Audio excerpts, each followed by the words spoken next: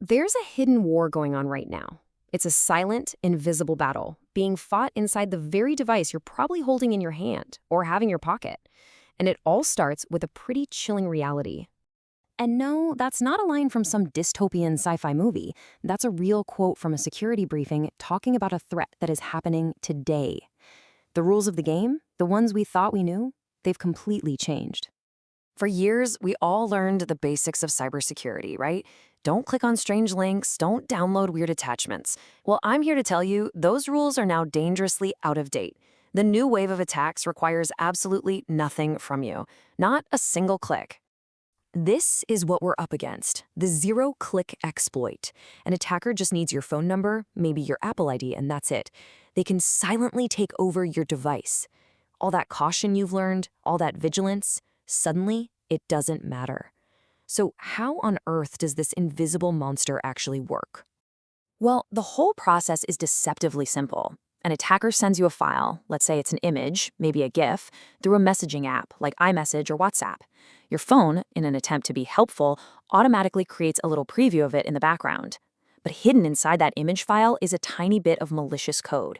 The second your phone's software tries to read that file to make the preview, the code executes. And just like that, the attacker gets total control, what we call root access. And all of this happens without you getting a single notification. Nothing. And this is how the malware stays so well hidden.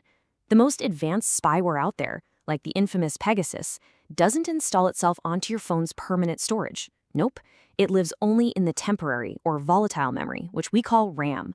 What that means is, the moment you restart your phone, poof, the malware is gone. It completely vanishes, leaving absolutely no evidence for anyone to find, but not before it's already siphoned off everything. Your messages, your location, even audio from your microphone. So why is this happening? Well, just follow the money. Take a look at these numbers. A single working zero-click exploit for the latest version of iOS can sell on the black market for up to $5 million.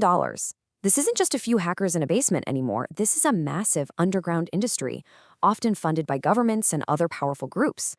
But believe it or not, the immediate threat is only half the story. Okay, so you're probably thinking, even if an attacker gets in, my messages are end-to-end encrypted, right? They're safe. And for now, yeah, you're right. But some groups are playing a much, much longer game. The strategy is called Harvest Now, Decrypt Later.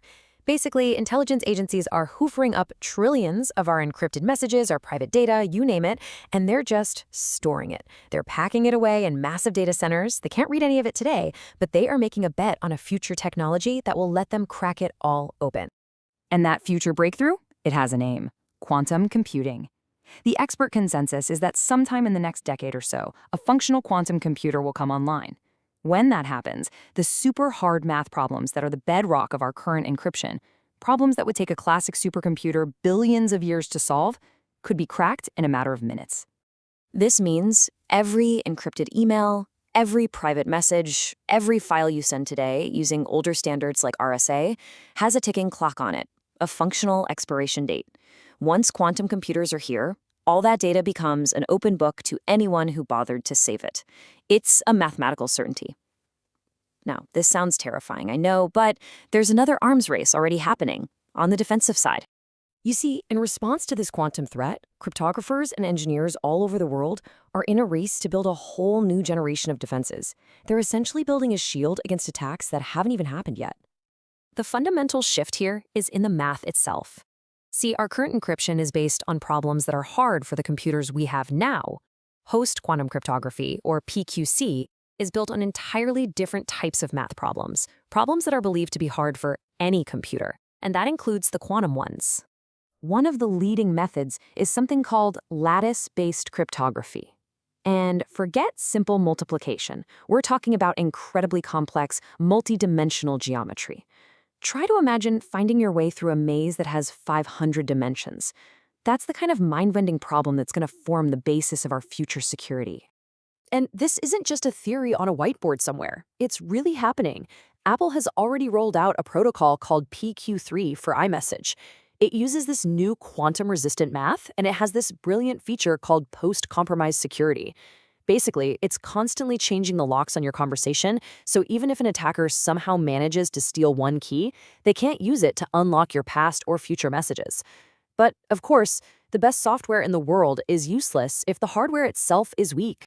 So the battle moves beyond just code and into the very silicon that makes up your phone's processor. This is the last line of defense, the thing that has to hold even when everything else has failed. Inside most modern chips from companies like Apple, Google, and Qualcomm, there's a special walled-off section called the Secure Enclave. You can think of it as a processor within a processor, and its entire job is to guard your most critical secrets, things like your fingerprint data and the encryption keys themselves. Think of it like a fortified castle keep right inside your phone. Even if some piece of spyware manages to take over the entire main operating system, the attackers are still physically blocked from getting to the crown jewels locked away inside this tiny silicon citadel. So with all of this happening, these invisible attacks, quantum time bombs, silicon fortresses, what can you actually do? Well, now it's time to shift from just understanding the threat to actively defending against it. The core principle here is actually pretty simple. It's called attack surface reduction. Every single app, every feature, every connection on your phone is a potential door for an attacker. The goal is to board up as many of those doors and windows as you possibly can. So here's your actionable checklist. If you think you're a high-risk target, Apple's lockdown mode is absolutely essential. It basically shuts down many of the features that these zero-click attacks rely on. For everyone else, the advice is clear. Get rid of any apps you don't truly need, install security updates the moment they become available, and most importantly, reboot your phone, often. And that last one connects directly back to what we talked about earlier. Remember that RAM-only malware? A simple restart is its kryptonite. Rebooting your phone completely wipes that volatile memory clean, and in the process, it instantly kills any of that stealthy spyware that might be lurking in there.